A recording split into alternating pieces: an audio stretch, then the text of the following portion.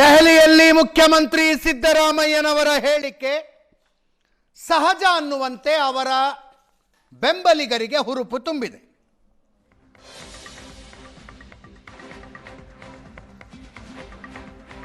ಮುಂದಿನ 3 ವರ್ಷ ನಾನೇ ಮುಖ್ಯಮಂತ್ರಿ ಅನ್ನೋದು ಮಾತ್ರ ಅಲ್ಲ,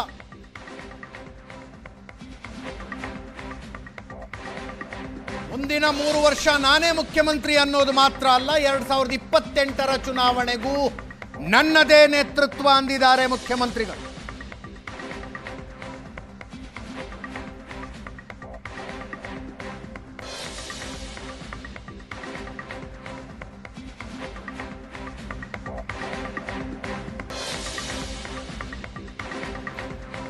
ಡಿ.ಕೆ. ಶಿವಕುಮಾರನ್ನ ಬೆಂಬಲಿಸಿ ಮಾತನಾಡ್ತಾ ಇದ್ದ ಬಣ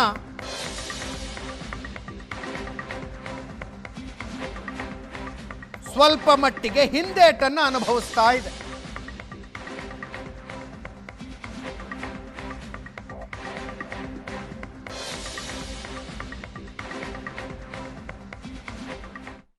ಅದು ಮಾಡಲಿಕ್ಕೆ ನಿನ್ನೆ ಡೆಲ್ಲಿಯಲ್ಲಿ ಚರ್ಚೆ ಮಾಡಿದ್ದಾರೆ.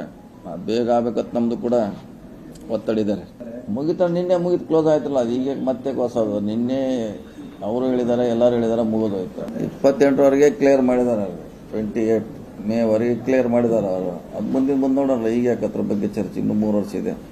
28ರಲ್ಲಿ ಸಿದ್ದರಾಮಯ್ಯ ನಾಯಕತ್ವ ಬೇಕಂತ ಹೇಳಿದ್ದೀನಿ, ನಿಮ್ಮ ಮುಂದೆ ಹೇಳಿದ್ದೀನಿ. ಸಿದ್ದರಾಮಯ್ಯ ಅವರ ನಾಯಕತ್ವ ಮುಂದಿನ ಚುನಾವಣೆಗೆ ಅವಶ್ಯಕತೆ ಇದೆ, ಅವ್ರು ಬೇಕು ಮುಂದಿನ ಚುನಾವಣೆ ಅಂತ ಹೇಳಿದ್ದೀನಿ. ನಾನು ಹೇಳಿದ್ದೀನಿ ಅವರು ಮುಖ್ಯಮಂತ್ರಿ ಆಗದೆ ಇರಬಹುದು, ಆದರೆ ಅವ್ರ ಲೀಡರ್ಶಿಪ್ ಅನಿವಾರ್ಯ ಕಾಂಗ್ರೆಸ್ಗೆ ಅಂತ ಹೇಳಿದ್ದೀನಿ. ನಾನು ಮುಂದೆ ಇರ್ತಾರೆ, ಅವರು ರಾಜಕಾರಣದಲ್ಲಿ ಇರ್ತಾರೆ ಅಂತ ಅವ್ರು ಹೇಳಿದಾರಲ್ಲ.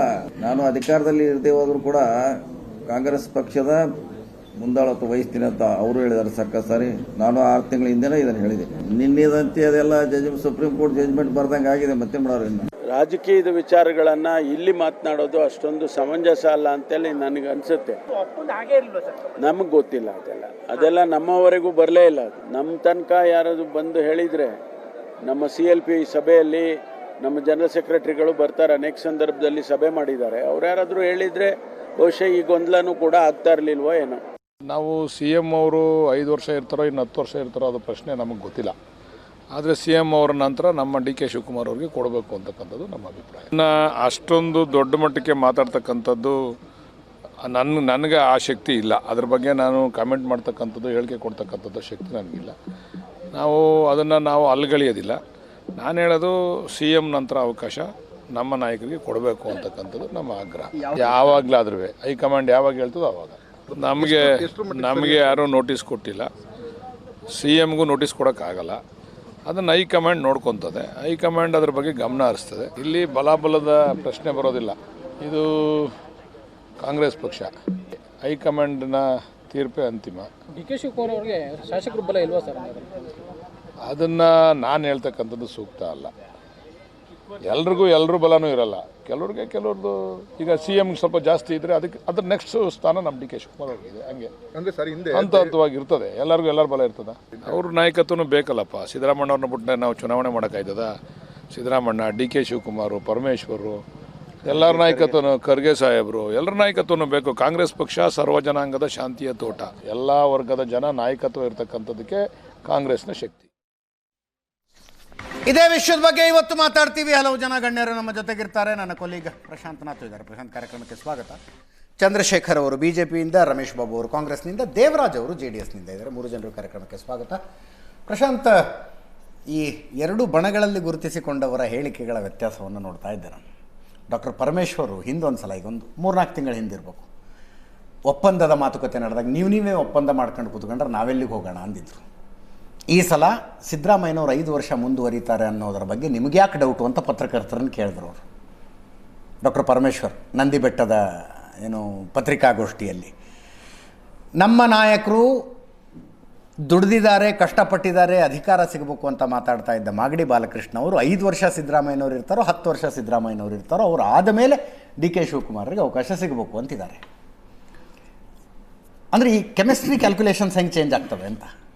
ಅದೇ ನೀವು ಅದನ್ನು ನೋಡಿ, ರಾಜಕಾರಣವನ್ನು ಯಾವತ್ತೂ ಚದುರಂಗಕ್ಕೆ ನಾವು ಹೋಲಿಸ್ತಿರ್ತೀವಿ. ಚದುರಂಗದ ಇದನ್ನು ನೀವು ನೋಡಿದ್ರೆ ಕಳೆದ 5-6 ತಿಂಗಳಲ್ಲಿ ಡಿ ಕೆ ಶಿವಕುಮಾರ್ ಸತತವಾಗಿ ಪಾನ್ಗಳನ್ನು, ತಮ್ಮ ಲೀಡರ್ಸ್ಗಳನ್ನು, ತನ್ನ ರಿಸೋರ್ಸಸ್ಗಳನ್ನು, ಹೈಕಮಾಂಡನ್ನು ಮೂವ್ ಮಾಡಿಸ್ತಕ್ಕಂಥ ಪ್ರಯತ್ನವನ್ನು ಮಾಡ್ತಾಯಿದ್ರು ಚೆಕ್ಮೇಟ್ ಮಾಡುವುದಕ್ಕೋಸ್ಕರ. ಹೌದು, ಚೆಕ್ಮೇಟ್ಗೆ ಇನ್ನೂ ಮುಟ್ಟಿಲ್ಲ ಇದು ಆಟ. ಸಿದ್ದರಾಮಯ್ಯನವರ ಕಡೆಯಿಂದ ಕೂಡ ಎದುರುಗಡೆಯ ಪಾನ್ಗಳು ಮೂವ್ ಆಗ್ತಾಯಿದ್ವು. ಸತೀಶ್ ಜಾರಕಿಹೊಳಿ, ರಾಜಣ್ಣ, ಸತತವಾಗಿ ಅವ್ರ ಕಡೆಯಿಂದ ಕೂಡ ಕೆಲ ಪಾನ್ಗಳು ಮೂವ್ ಆಗ್ತಾಯಿದ್ವು. ಆದರೆ ಮೊದಲ ಬಾರಿ ಅನಿಸುತ್ತೆ ನಾವು ಅದನ್ನು ಕ್ಲೈಮ್ಯಾಕ್ಸ್ ಅಂತಿದ್ದೀವಿ, ಆ ಕ್ಲೈಮ್ಯಾಕ್ಸಿಗೆ ಇನ್ನೂ ಬಂದಂತೆ ನಂಗೆ ಕಾಣಲ್ಲ. ಅಂದರೆ ಇಷ್ಟು ಬೇಗ ಅದು ಬರಲ್ಲ, ಇನ್ನೊಂದು 2 ತಿಂಗಳು 3 ತಿಂಗಳು ನಿಶ್ಚಿತವಾಗಿ ಕಾಯಬೇಕಾಗತ್ತೆ. ಮೊದಲ ಬಾರಿ ಸಿದ್ದರಾಮಯ್ಯನವರು ತಮ್ಮ ರಾಜನೋ ಮಂತ್ರಿಯನ್ನು ಮೂವ್ ಮಾಡಿ ತೋರಿಸಿದ್ದಾರೆ.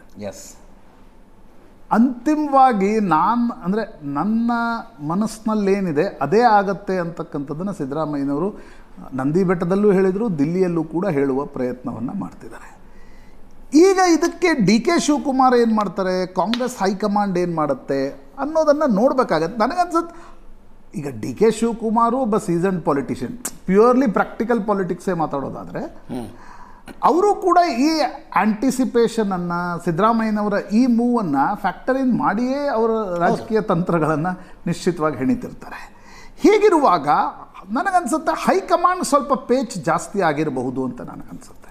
ಅಂದರೆ ಅವರು ಇಷ್ಟು ದಿನಗಳವರೆಗೆ ಇಲ್ಲ ಸಿದ್ದರಾಮಯ್ಯನವರು ಏನನ್ನೂ ಮಾತಾಡ್ತಾ ಇರಲಿಲ್ಲ, ಅವರ ಬೆಂಬಲಿಗರೇ ಹೇಳ್ತಾ ಇದ್ರು ಇಲ್ಲ ಸಿದ್ದರಾಮಯ್ಯನವರ ಮನಸ್ಸಲ್ಲಿ ಏನಿದೆ ಅಂತಕ್ಕಂಥದ್ದು ತಿಳಿತಾ ಇಲ್ಲ ಅಂತಕ್ಕಂಥದ್ರ ಬಗ್ಗೆ. ಆದರೆ ಸಿದ್ದರಾಮಯ್ಯನವರು ಪ್ರೋಆಕ್ಟಿವ್ ಆಗಿ, ಅದು ಬರೀ ಪತ್ರಿಕಾಗೋಷ್ಠಿಯಲ್ಲಿ ಹೇಳಿದ ವಿಷಯ ಅಲ್ಲ. ಹಾಗಾಗಿ ನಂದಿ ಬೆಟ್ಟದ ಮಾತುಕ್ಕಿಂತ ದಿಲ್ಲಿಯಲ್ಲಿ ಹೋಗಿ ರಾಜ್ದೀಪ್ ಸರ್ದೇಸಾಯಿಗೆ, ಇಂಡಿಯಾ ಟುಡೇಗೆ ಸಂದರ್ಶನವನ್ನು ಕೊಟ್ಟಿದ್ದು, ಪತ್ರಿಕಾಗೋಷ್ಠಿಯಲ್ಲಿ ಆಡಿರ್ತಕ್ಕಂಥ ಮಾತನ್ನು ಗಮನಿಸಿದಾಗ ಸಿದ್ದರಾಮಯ್ಯನವರು ಸುಲಭಕ್ಕೆ ನಾನು ಬಿಟ್ಟು ಕೊಡಲ್ಲ ಅನ್ನೋದನ್ನು ಹೈಕಮಾಂಡ್ಗೆ, ಡಿ ಕೆ ಶಿವಕುಮಾರ್ಗೆ ಮತ್ತು ದ್ವಂದ್ವದಲ್ಲಿದ್ದ ತನ್ನ ಬೆಂಬಲಿಗರಿಗೆ ಭಾಳ ಸ್ಪಷ್ಟವಾಗಿ ಹೇಳುವ ಪ್ರಯತ್ನವನ್ನು ಮಾಡಿದ್ದಾರೆ ಅನಿಸುತ್ತೆ.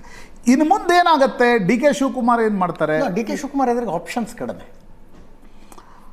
ಅಲ್ಲ ನೋಡಿ, ಡಿ ಕೆ ಶಿವಕುಮಾರ್ಗೂ ಅವರ ಜಾಗದಲ್ಲಿ ನಿಂತ್ಕೊಂಡು ಯೋಚನೆ ಮಾಡಿ ಸಿದ್ದರಾಮಯ್ಯನವರ ದೃಷ್ಟಿಯಿಂದ, ಹೈಕಮಾಂಡ್ ದೃಷ್ಟಿಯಿಂದ, ಡಿ ಕೆ ಶಿವಕುಮಾರ್ ದೃಷ್ಟಿಯಿಂದ, 3 ದೃಷ್ಟಿಯಿಂದ ಯೋಚನೆ ಮಾಡಿದಾಗ ಒಂದು ಪೊಲಿಟಿಕಲಿ ಸ್ಪಷ್ಟತೆ ಇರತಕ್ಕಂಥದ್ದು, ಇವತ್ತಿಲ್ಲ ನಾಳೆ ಸಿದ್ದರಾಮಯ್ಯನವರನ್ನು ಅನಿವಾರ್ಯವಾಗಿ ಇಳಿಸಲೇಬೇಕಾದ ಇನ್ಎವಿಟಬಿಲಿಟಿ ಹೈಕಮಾಂಡ್ಗಿದೆ. Looking at his age, 28 elections, generation shift, ಇವೆಲ್ಲವನ್ನು ಮತ್ತು ಡಿ ಕೆ ಶಿವಕುಮಾರ್ ಕೊಟ್ಟಿರ್ತಕ್ಕಂಥ ಭರವಸೆ, ಇವೆಲ್ಲವನ್ನು ನೋಡಿದಾಗ ಆ ಒಂದು ಅನಿವಾರ್ಯತೆ ಹೈಕಮಾಂಡ್ಗೆ ನಿಶ್ಚಿತವಾಗಿದೆ. ಸಿದ್ದರಾಮಯ್ಯನವ್ರಿಗೂ ಗೊತ್ತಿದೆ ನಾನು 28ರ ನಾಯಕತ್ವವನ್ನು ನಾನು ವಹಿಸಲಾರೆ. ಹಾಗಿರುವಾಗ 28ರವರೆಗೆ ಬರೀ ಮುಖ್ಯಮಂತ್ರಿಯಾಗಿ, ಅಂದರೆ ಈ ನ್ಯಾಚುರಲಿ ಪೊಲಿಟಿಕ್ಸ್ನಲ್ಲಿ ನೀರು ಮುಂದರಿತದೆ, ನೀರು ಹಿಂದರಿಯಲ್ಲ, ಏಜು ಕೂಡ ಮುಂದರಿತಾ ಇರುತ್ತದೆ, ಹಿಂದರಿಯಲ್ಲ. ಹಾಗಿರುವಾಗ ಸಿದ್ದರಾಮಯ್ಯನವರಿಗೆ ಮನಸ್ಸಿನಲ್ಲಿ ಏನಿದೆ, ಮೇ ಬಿ ಕಳೆದ 3-4 ತಿಂಗಳ ಬೆಳವಣಿಗೆಗಳು ಅವ್ರಿಗೊಂದು ರೀತಿ ಹರ್ಟ್ ಮಾಡಿವೆಯಾ, ಜಾತಿ ಗಣತಿಗೆ ಸಂಬಂಧಪಟ್ಟಂತೆ ಹೈಕಮಾಂಡ್ ನಾಯಕರು ಪತ್ರಿಕಾಗೋಷ್ಠಿ ಮೂಲಕ ತನಗೆ ಹೇಳೋ ಪ್ರಯತ್ನ ಮಾಡಿರೋದು, ಪದೇ ಪದೇ ಡಿ ಕೆ ಶಿವಕುಮಾರ್ ಜೊತೆ ಹೈಕಮಾಂಡ್ ನಿಂತ್ಕೊಳ್ತಕ್ಕಂಥದ್ದು, ಅದು ಹರ್ಟ್ ಮಾಡಿದೆಯಾ? ಆ ಕಾರಣದಿಂದ ಅವರು ಈ ಅಸರ್ಟಿವ್ ಸ್ಟ್ಯಾಂಡನ್ನು ತೆಗೆದುಕೊಂಡು ಇನ್ನಷ್ಟು ದಿನ ನಾನು ಯಾವಾಗ ಬಿಟ್ಕೊಡ್ತೀನಿ ಅನ್ನೋದನ್ನು ಹೈಕಮಾಂಡ್ ಹೇಳುವ ಪ್ರಯತ್ನ ಮಾಡ್ತಿದ್ದಾರೆ. ಡಿ ಕೆ ಶಿವಕುಮಾರ್ ನೋಡಿ, ಡಿ ಕೆ ಶಿವಕುಮಾರ್ಗೆ ಒಂದು ಕ್ಲಾರಿಟಿ ಯಾವುದೇ ರಾಜಕಾರಣಿಗೆ ನಿಶ್ಚಿತವಾಗಿರುತ್ತೆ, 28ರ ನಂತರ ನಾನು ಮುಖ್ಯಮಂತ್ರಿ ಆಗ್ತೀನಿ, ಆ ರೀತಿ ಪೊಲಿಟಿಷಿಯನ್ಸ್ ಯಾರು ಯೋಚನೆ ಮಾಡಲ್ಲ. ಅವ್ರಿಗನ್ಸುತ್ತೆ ಇದೇ ಅವಕಾಶ, ನಾನು ಈಗಲೇ ಮುಖ್ಯಮಂತ್ರಿ ಆಗಬೇಕು.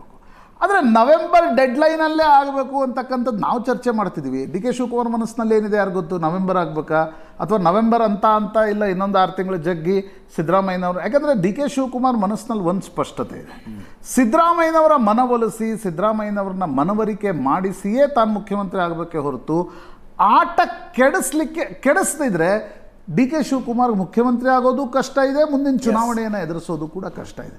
ಹೀಗಾಗಿ ಸಿದ್ದರಾಮಯ್ಯನವ್ರ ಮನಸ್ಸಿನಲ್ಲಿ ಏನಿದೆ ಅನ್ನೋದು ಸ್ವಲ್ಪ ಇಂಟೆಂಟ್ ನಿನ್ನೆಯಿಂದ ಸ್ಪಷ್ಟತೆ ಬರ್ತಾ ಇದೆ. ಬಟ್ ಯಾವಾಗಲೂ ನೋಡಿ ಅಜಿತ್, ಬಾರ್ಗೇನಿಂಗ್ನಲ್ಲಿ, ನೆಗೋಷಿಯೇಷನ್ಸ್ನಲ್ಲಿ ಹೈ ಸ್ಟ್ಯಾಂಡನ್ನು ಪೊಲಿಟಿಷಿಯನ್ಸ್ ತೆಗೆದುಕೊಳ್ಳೋದು ಸಾಮಾನ್ಯ. ಬಟ್ ಅದು ನೆಗೋಷಿಯೇಟ್ ಮಾಡ್ತಾ ಎಲ್ಲಿಗೆ ಬರುತ್ತೆ, ಲೆಟ್ಸ್ ಸಿ. ಎಸ್,